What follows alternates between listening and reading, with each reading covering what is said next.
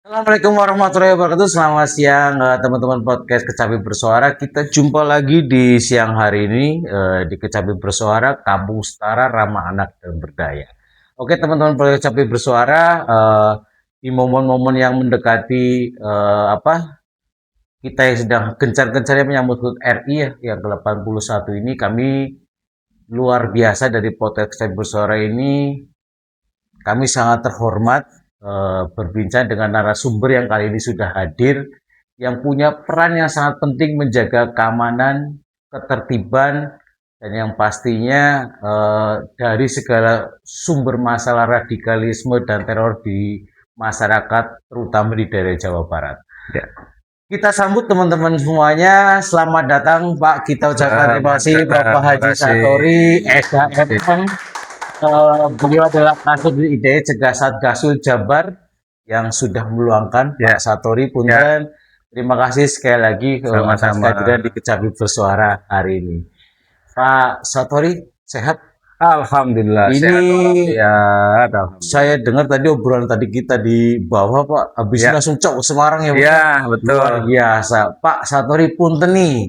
Untuk awal obrolan kita di siang hari ini ada pepatah Pak Haji Satori, tak kenal maka tak sayang. Jadi untuk di momen awal kita ini Pak Satori, mangga kita persilakan Pak Haji Satori memperkenalkan diri kepada yang ada semua nanti di Kecapi Bersuara ini, biar apa? Biar semuanya lebih mengenal siapa Pak Satori sendiri itu. Mangga Pak Satori. Baik, terima kasih Pak. Assalamualaikum warahmatullahi wabarakatuh. Waalaikumsalam warahmatullahi wabarakatuh. Puji syukur kehadirat Allah Subhanahu wa taala bahwa hari ini kita semuanya diberikan kesehatan. Sehingga saya pribadi merupakan suatu kehormatan yang tinggi telah diundang oleh Kecapi Bersuara. Ini saya katakan bahwa ini merupakan podcast yang mungkin baru saya lihat sepanjang saya menjadi narasumber di wilayah Jawa Barat. Wah, terima kasih Pak. Terima kasih. Ini sungguh luar biasa. Tadi saya sudah ngobrol-ngobrol. Ternyata di Kelurahan Kecapi ini ada podcast. Walaupun tadi Pak Lurah sampaikan bahwa ini baru 1 bulan, tetapi betul Pak. Ternyata viewernya, ratingnya juga terus meningkat. Alhamdulillah. Alhamdulillah. Bapak-bapak dan para pemirsa Kecapi Bersuara, izinkan perkenalkan saya, nama Satori.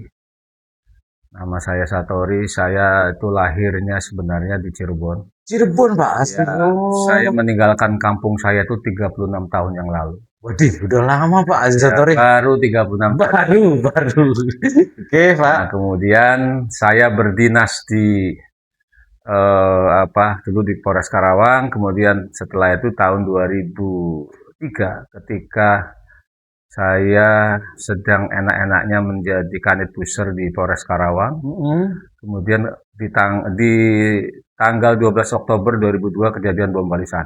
Oh iya. Nah, dari kejadian pertama di bom Bali 1 itulah di 12 Oktober 2002, kemudian di awal 2003 saya ditarik ke Mabes Polri untuk di PKO, bawah kendali operasi, diperbantukan lah. Nah, singkat cerita, kemudian sampailah hari ini saya berkecimpung di dunia teror. Istri saya juga asli Cirebon, anak saya 2. Anak saya yang pertama itu jadi dosen di Jakarta. Anak saya yang kedua saat ini sedang menempuh S2 juga di Karawang. Dan saya adalah saat ini menjabat sebagai Kanit Idensos ya, di Satgasul Jawa Barat. Satgasul Jawa Barat adalah Satuan Tugas Wilayah Jawa Barat. Itu kantor kami berpusat di Mabes Polri. Kantornya berpusat di kantor Mabes Polri. Tetapi karena di masing-masing provinsi itu pimpinan kami Pak Kapolri membentuk namanya Satuan Tugas Wilayah. Di dalam Satuan Tugas Wilayah ini berdiri juga ada mengemban 3 direktorat, yaitu 1 Direktorat Intelijen, kemudian Direktorat Idensos. Idensos itu singkatan dari Identifikasi dan Sosialisasi. Oke. Nanti saya jelaskan apa itu Idensos. Ya. Kemudian ada Direktorat Pencegahan. Nah, dari 3 direktorat ini yang ada di Satuan Tugas Wilayah, ini apa namanya, Jawa Barat, yang kita ketahui bahwa Jawa Barat ini merupakan provinsi yang selalu menjadi andil di dalam tanda kutip. Andil. Oh, andilnya dalam tanda Andil kutip. dalam tanda kutip kontestasi teror yang ada di Indonesia. Oh, tinggi berarti Pak. Tinggi. Jadi kejadian teror di mana-mana, hampir di Jawa Timur, di Jakarta, di Kalimantan, di luar negeri itu pasti ada orang Jawa Barat. Nah, itulah uniknya Jawa Barat. Oleh karenanya saya pribadi sangat berterima kasih kepada Kecapi Bersuara. Saya mungkin bisa berbagi informasi, juga berbagi pengalaman tentang apa itu bahayanya dari intoleran, radikalisme, ekstremisme, dan terorisme. Supaya apa? Supaya masyarakat melek. Siap. Ketika melihat orang seperti ini bagaimana? Ketika melihat orang seperti itu bagaimana? Apa langkah kita? Itu. Oke. Nah, kurang lebih begitu. Siap. Terima kasih buat sedikit cerita biografi Pak Haji Satori ya. Ternyata saya baru tahu Pak kalau Pak Satori ternyata itu putra daerah asli Cirebon. Ya. Luar biasa, tepuk tangan buat putra daerah Cirebon Pak Satori.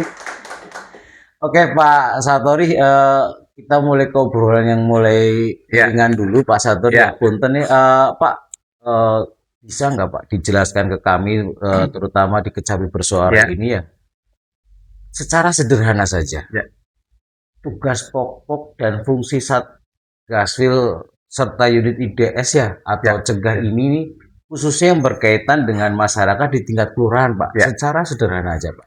Baik, terima kasih Pak. Jadi tugas pokok dan fungsi kami sebagai pengemban fungsi Idensos, identifikasi dan sosialisasi. Identifikasi itu adalah mengidentifikasi orang atau kelompok orang yang diduga atau terpapar ke dalam kelompok intoleran radikal terorisme. Itu mengidentifikasi. Kemudian sosialisasi apa? Sosialisasi itu adalah salah satu bentuk yang kami lakukan untuk bisa mensosialisasikan. Salah satunya seperti ini.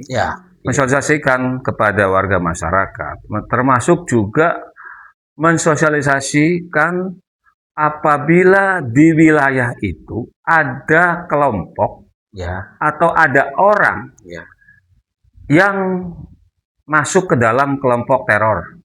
Bahkan juga ada orang yang sudah menjadi napi terorisme atau termasuk juga ex-napi terorisme. Itu adalah sosialisasi. Nah, keberadaan Idensos ini kami mengemban, salah satunya adalah melakukan pembinaan kepada keluarga. Keluarga orang yang baru ditangkap. Jadi ketika ada orang yang baru ditangkap, keluarganya juga ikut dibina juga. Keluarganya ikut dibina, termasuk yang bersangkutan ketika ditangkap pun kami lakukan pembinaan. Agar apa? Agar mereka itu setidaknya kita bisa mereduksi pikiran yang bersangkutan dan juga yang bersangkutan bisa melek bahwa ternyata paham intoleran radikalisme itu tidak melulu bagian dari ideologi agama. Ada kata orang sono, teroris has no religion. Bahwa teroris itu adalah bukan agama. Betul. Teroris bukan agama. Di beberapa tempat saya ditanya, loh Pak, kenapa para pelaku teroris itu kok mereka orang yang beragama Islam, mereka yang terlihat di lingkungan itu seperti ustadz, Kok kenapa ditangkap? Ya. Nah, Ya itu memang perkembangan yang ada di itu seperti saat ini seperti ya, itu ya Pak ya. Oke, bisa ya. dilanjutkan Pak. Jadi dalam bahasa kami itu, mereka-mereka yang dalam tanda kutip, itu mereka nyumput di Nucaang. Jadi nyumput di Nucaang Iya. itu adalah bersembunyi di tempat yang terang. Karena apa? Karena juga tidak sedikit yang kami lakukan penangkapan atau lakukan penegakan hukum. Mereka dengan kamuflase, di situ ada namanya Yayasan A, di situ ada namanya Panti Asuhan B. Nah, itulah yang kami sebut bahwa itu nyumput di Nucaang atau bersembunyi di tempat yang terang. Nah itulah mereka. Nah kemudian kenapa para pelaku ini kok orang Islam rata-rata? Kalau kita bicara presentasikan dengan jumlah penduduk mayoritas Indonesia, persentasenya kalau kita bandingkan dengan agama lain, ya rendah. Kalau kita bicara presentasi. Mayoritas ya. itu ya. Tetapi karena mayoritas penduduk Indonesia ini adalah beragama Islam, maka para pelaku itu mayoritasnya yang ditangkap secara fakta itu adalah mayoritas mereka yang beragama Islam. Mungkin kalau mayoritasnya dengan agama mungkin juga yang ditangkap juga agama lain begitu ya Pak ya. Pastinya. Dan juga bahwa para pelaku teroris itu juga ada agama lain. Iya. Sudah pernah kami tangkap, melakukan penangkapan. Contoh sebagai contoh. Mungkin berapa tahun ke belakang ada peristiwa bom di Mall Alam Sutra. Oh iya. Mall Alam Sutra itu adalah salah satu pelaku teror yang dilakukan oleh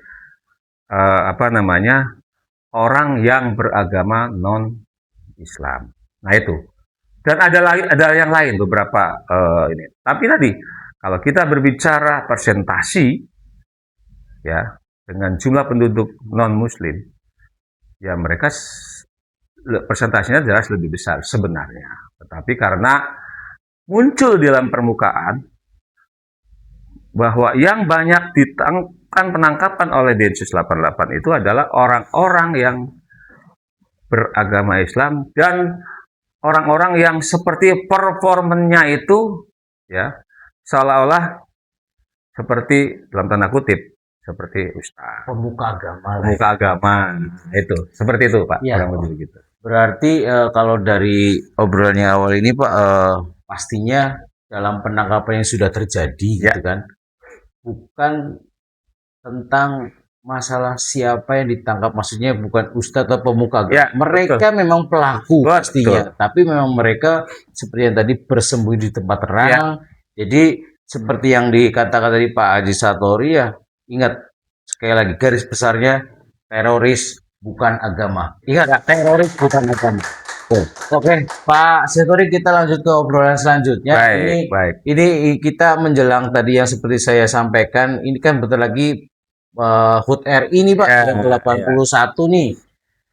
Biasanya keramaian dan kegiatan warga sendiri kan pasti meningkat Pak Satori. Dan pasti kan di situ juga bisa menjadi celah untuk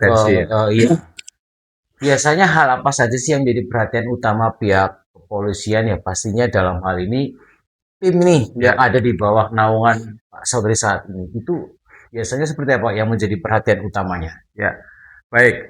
Kalau dilihat dari perspektif kami ya sebagai Densus, kami pertama adalah melihat secara umum di wilayah Jawa Barat bahwa kelompok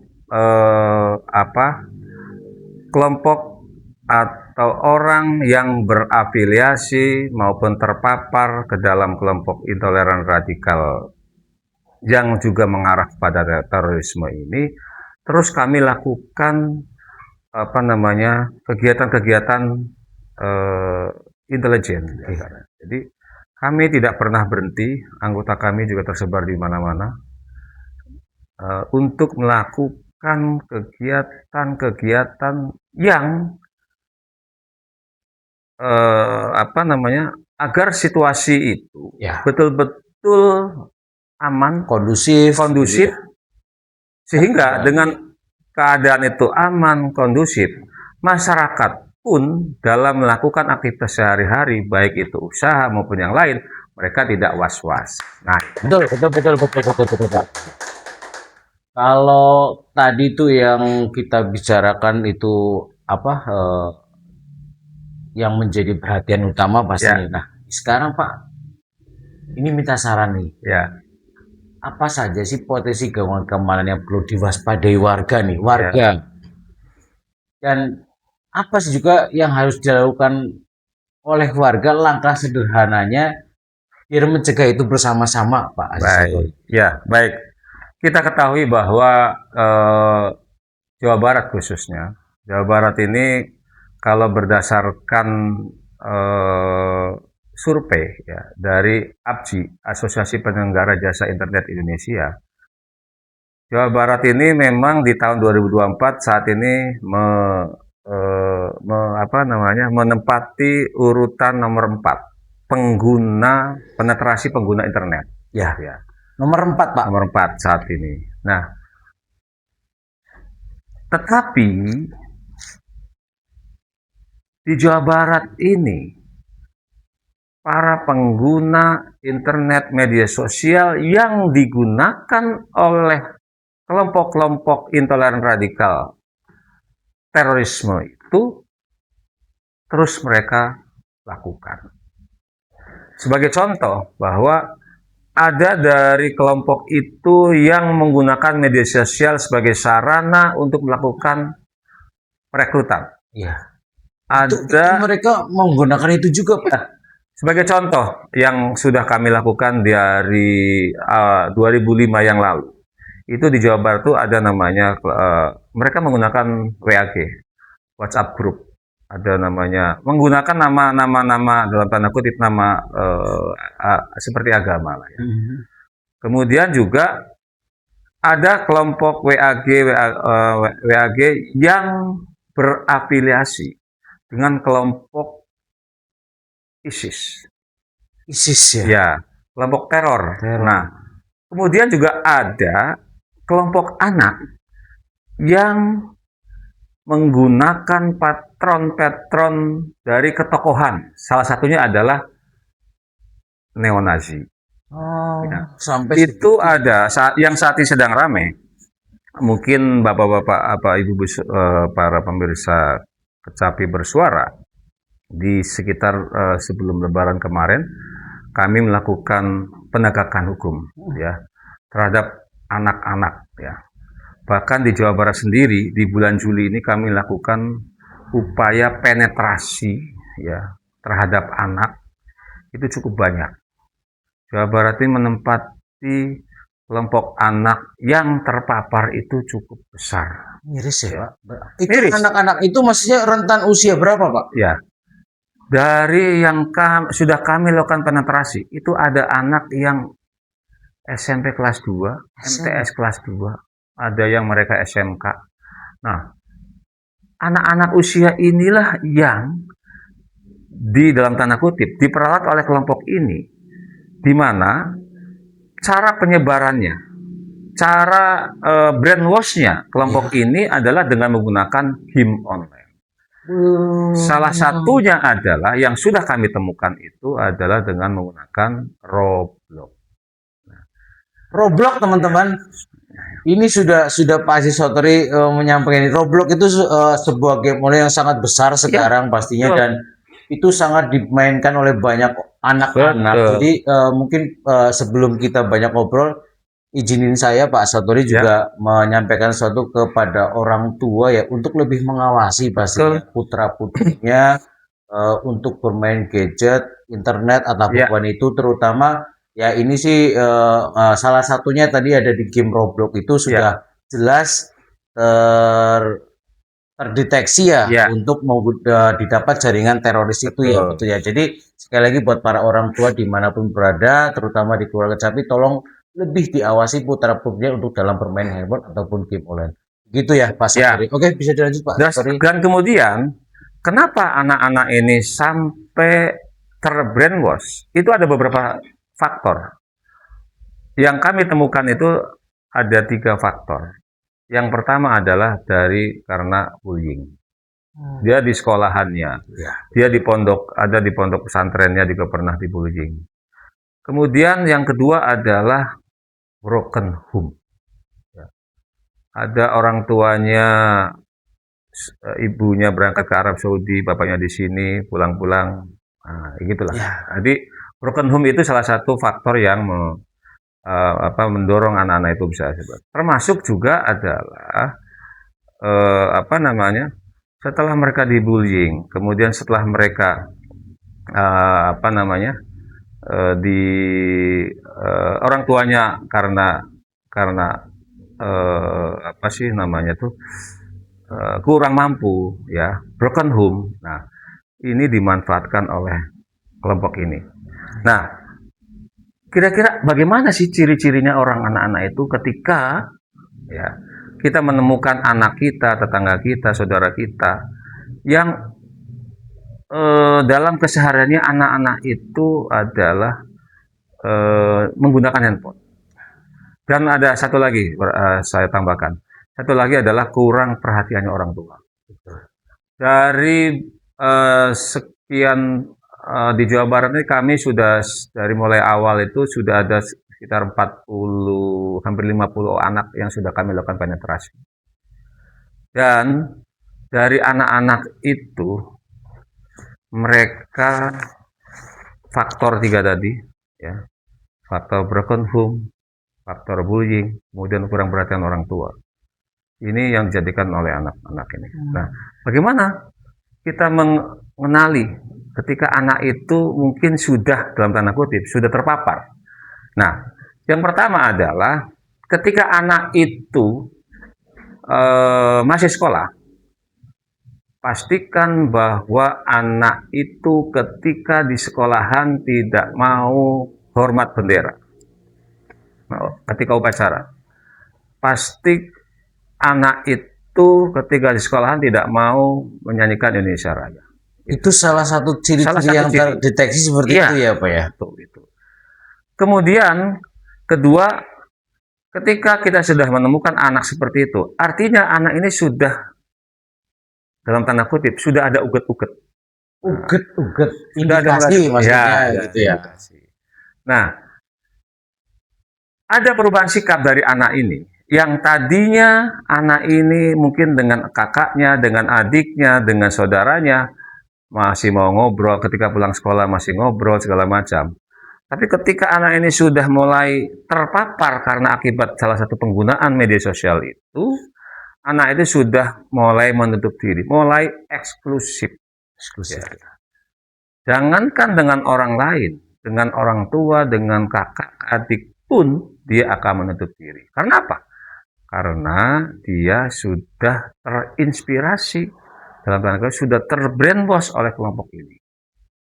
Dan di Jawa Barat, ya, kami menemukan anak MTS kelas 2, ya, SMP kelas 2. Karena tadi ada 3 faktor tadi. Kurangnya perhatian orang tua. Teman yang terdekat itu adalah handphone. Ini fakta. Betul Pak, betul. Ya, betul. Mereka berangkat sama orang tuanya bareng-bareng, dianterin. Pulang ke rumah, orang tuanya tidak ada, bapak ibunya nggak ada. Fasilitas handphone ada. Mereka datang ke rumah itu yang dia mainkan apa? Handphone. Nah itu, handphone. Teman terdekat itu adalah handphone. Nah, oleh karenanya tadi, ketika kita menemukan anak yang sudah ada perubahan sikap, sudah menutup diri, sudah eksklusif, itu hampir dipastikan sudah ada uget-uget. Sudah mulai tercium indikasi itu ya Pak. Ditambah lagi, kalau yang bersangkutan, kan ada beberapa fase pengenalan dari mulai di digital itu, kemudian fase mereka ingin tahu, rasa ingin tahu, dikasihlah pelajaran, dalam tanda kutip pelajaran, ilmu-ilmu dari kelompok itu. Karena ketika mereka sudah di dalam media sosial, kemudian si anak itu di DM dalam tanda kutip, ya, di chat oleh kelompok itu, nanti mereka bentuk grup sendiri. Ya.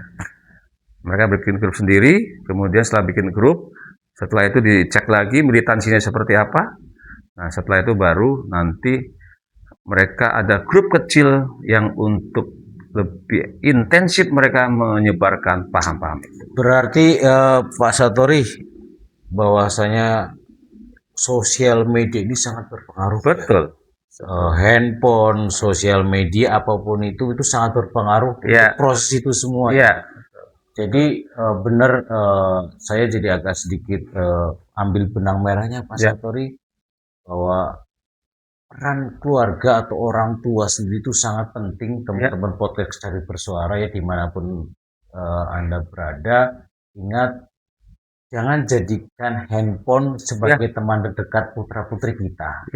Karena apa? Kita harus benar-benar menjaga, mengasih sayang mereka, biar putra-putri kita yang sangat kita cintai pastinya bisa terhindar dari bahaya yang sebenarnya hal seperti ini kan nggak ada dalam bayangan orang tua pastinya Pak Satori. Tapi justru disitulah bahaya itu mengancam putra-putri kita. Lewat mana? Lewat handphone, lewat sosial media. Jangan sampai itu semua terjadi di putra-putri kita. Betul ya Pak Satori? Betul. Jadi ayo kita perhatikan lagi, kita lebih sayangi, kita lebih peduli putra-putri kita. Jangan jadikan handphone, sosial media, internet menjadi teman terdekat mereka. Dampingi mereka. Pokoknya apa yang mereka tonton pun kita wajib untuk tahu. Jangan sampai terjerumus ke hal yang apalagi menjurus ke radikalisme ataupun terorisme. Ya, mudah-mudahan putra-putri kita memiliki masa depan yang cerah dan bahagia. Pak Satori, ini sudah panjang nih tentang radikalisme ya. Terorisme itu menambah wawasan ilmu kita banget, dan mudah-mudahan juga untuk penonton. Pak, untuk di momen kemerdekaan 81 ini Pak, saya minta pesan buat kami nih, saya pribadi juga, buat teman-teman yang ada di sini, dan pastinya buat seluruh penonton Kecapi Bersuara, pesan Bapak untuk seluruh warga nih agar perayaan ini tetap berjalan aman, tertib, dan penuh kebersamaan, Pak. Baik, yang pertama pesan dari kami, jadikanlah momentum perayaan kemerdekaan ini sebagai momentum menumbuhkan persatuan dan kesatuan sesama masyarakat. Dengan apa? Salah satu implementasi yang sederhana saja. Mungkin di tiap RT, di tiap RW ada gang. Ajak aparatur mungkin RT atau RW untuk sama-sama memasang bendera merah putih. Bendera patriotisme ya, bentuk itu salah satu menumbuhkan warga kita bangga terhadap bangsanya sendiri. Cinta tanah air. Nah itu seperti itu kurang lebihnya.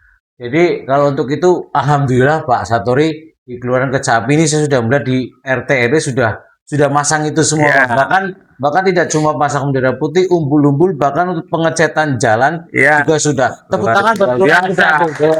Oke Pak Satori, sekali lagi saya mengucapkan terima kasih banyak kepada Bapak Kompol Haji Satori ini atas arahan, informasinya sangat berharga bagi kami dan bagi penonton semua pastinya. Kami di Kelurahan Kecapi berkomitmen Pak untuk selalu menjaga keamanan, ketertiban, serta kerukunan bersama, dan pastinya kita akan selalu siap bekerja sama dengan pihak tim Bapak dan ini untuk menjaga atau mencegah hal radikalisme atau terorisme masuk di Kelurahan Kecapi gitu ya. Oke, mungkin kami ada satu kepada para pemirsa Kecapi Bersuara. Ketika mungkin Bapak Ibu menemukan orang atau kelompok orang yang tadi itu ada dugaan perbedaan ya, ada seyogianya jangan juga mengambil tindakan sendiri. Segera sampaikan, bisa kepada kami ya, juga bisa kepada aparat kepolisian terdekat untuk bisa melakukan apa langkah-langkah yang terbaik.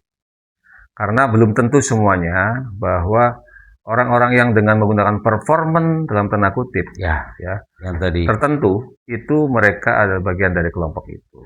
Tidak. Tapi